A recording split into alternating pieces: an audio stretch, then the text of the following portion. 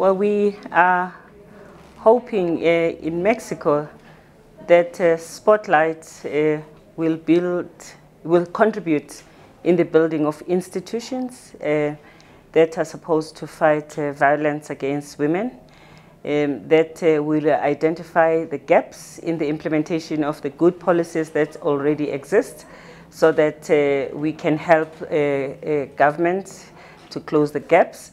We will also support civil society, because civil society is very critical for the implementation of programs at grassroots level.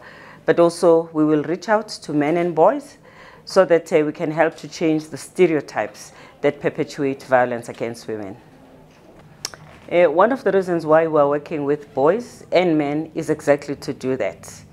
We are trying to address the toxic masculinity and encourage through he for she, for instance, men who know how to relate to women in a caring way.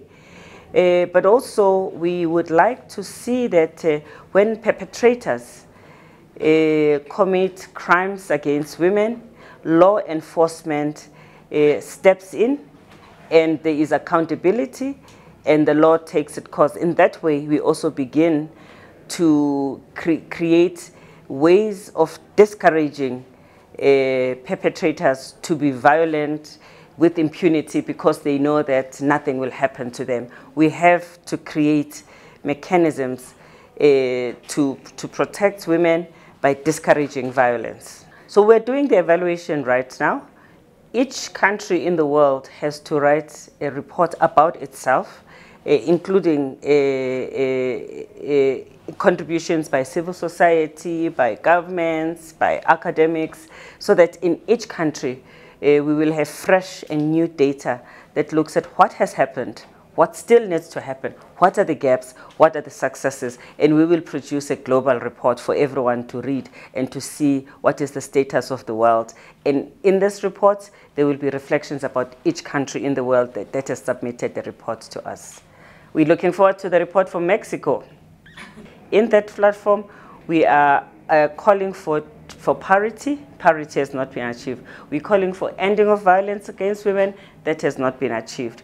We are calling for education for women and girls.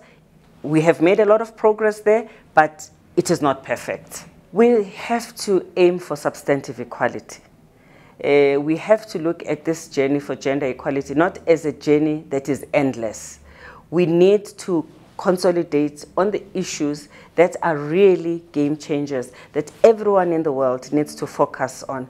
We need to address fragmentation so that we are not doing 101 things but not achieving one significant thing.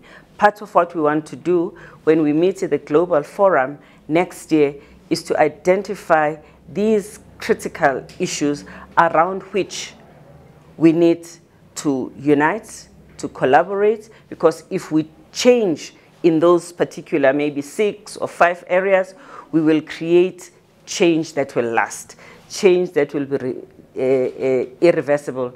If patriarchy was standing on 5 pillars, we need to make sure that we work on these pillars. If the 3 of the pillars are the most important one, we all need to get into the 3 first and make sure that we address those so that we can then crumble patriarchy in a systemic and a sustainable way.